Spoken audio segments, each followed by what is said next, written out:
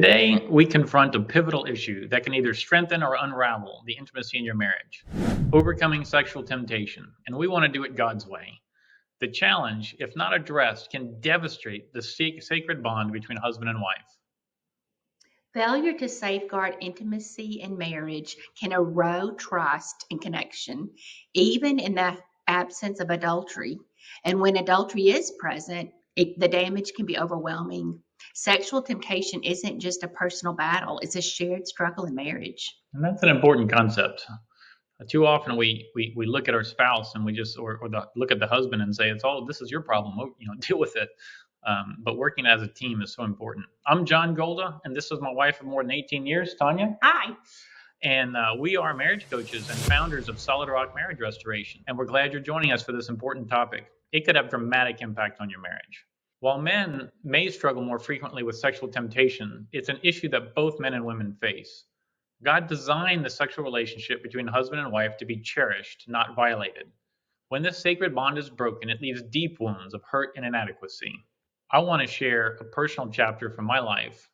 My battle with sexual temptation began in my teenage years. I was exposed to pornography at a young age, and it set the stage for a long and challenging battle that even infiltrated my marriage with Tanya. Cultural influences and misunderstandings. Troubling culture norms can unconsciously fuel this temptation. Immodest stress and behavior though can often be normalized, it can unknowingly be a trigger to this struggle. Initially, I struggled to understand the depth of this battle and how it could affect John. I faced an ongoing struggle with images and thoughts that would haunt me. It wasn't for a lack of love or desire for purity. It was a fight against a deep-seated habit and a mindset, even images that I had seen in my youth that I'd never wanted to see. Opening up to Tanya was very difficult, but it became a crucial step in overcoming this together. Understanding and supporting John in this journey wasn't easy. It required me to look beyond cultural norms and recognize the reality of his struggle. As we face this together, though, our marriage grew stronger. The first step, really, in overcoming this challenge is to establish a clear standard of what's appropriate and what's not. We can't rely on culture and what's normal around us, as that increasingly drifts from God's truth. So it's about adopting God's standard, not the world's. Yes, Scripture speaks directly to this issue.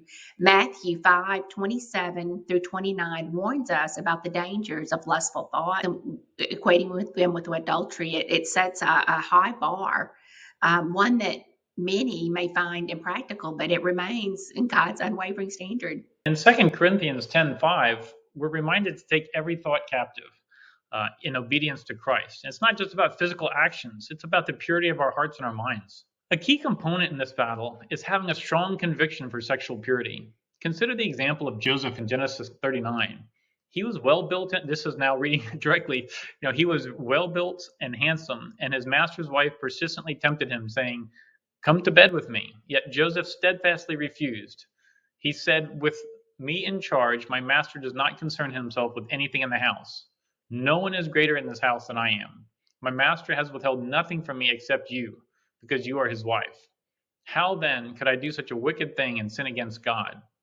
Even when she persisted, Joseph refused to compromise his integrity. Ultimately, he fled from the situation. In such desperation, he left his cloak behind to escape her advances. Joseph's story isn't just about resisting temptation. It's a testament to the strength of character and devotion to God's standards. It demonstrates the level of commitment and determination we need to uphold sexual purity.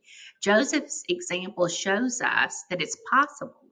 It's actually possible to stand against temptation, even under intense pressure. And the one thing I'll highlight right off the bat, he didn't stay in that situation to tempt himself. He got out of there, got away from the temptation. That's something that we all need to remember. So what I would say is, establishing what we call a battle plan is crucial in the war against sexual temptation. We found a valuable resource in this fight to be every man's battle, winning the war on sexual temptation, one victory at a time. And that's by Stephen Arterburn and Fred Stoker. The book offers a comprehensive help for men, really addressing struggles that range from routinely checking out women to deeper entrapments like pornography or adulterous relationships. It provides a practical and detailed plan for any man who desires sexual purity.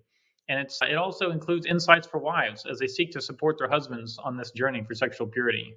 I want to emphasize that this book covers sensitive topics which may surprise or make some feel uncomfortable, especially women. Yeah. But becoming aware of these issues that men struggle with is a part of this journey to overcome them. It's very important that wives are supportive if their husband shares this journey with them, because reacting as if a husband is a pervert for struggling with these is a common issue that can halt the sharing and discourage this fight for sexual purity. And that's really a genuine concern or fear for many husbands, that they feel like they have to battle this on their own for fear of what their wives will think of them, because they feel shamed or they don't know how to handle it, or they think they should just be able to make it go away. But the most powerful way to address it, as we're talking, is to engage it together as husband and wife. So, one thing we do as we work with couples, we help individuals and couples to learn and apply these principles to their marriages. We're surrounded by a culture that often promotes standards that fall far short of God's standards regarding sexual purity. It's not enough to just be better than others in this fight. We want to meet God's standards. I don't want to just be better than the next guy. I want to meet God's standards. And obedience is the goal, not just excellence, not just doing it better than the other guy, but really being obedience to God's intent. Yes, this fight for sexual purity is real, and it's akin to like an addiction, any addiction. A clear plan and the support of your spouse are tremendously helpful. An effective battle plan includes perimeter defenses for your eyes, your mind, your heart. Train your eyes to bounce away from objects of lust immediately. Evaluate and take captive objects of lust in your mind and strengthen your affection with your spouse. Committing to love, honor, and cherish them. Sexual impurity is a habit. Once you train your body and your mind out of the bad habit of being sexually impure and train it to be sexually pure, it's actually going to become more natural over time.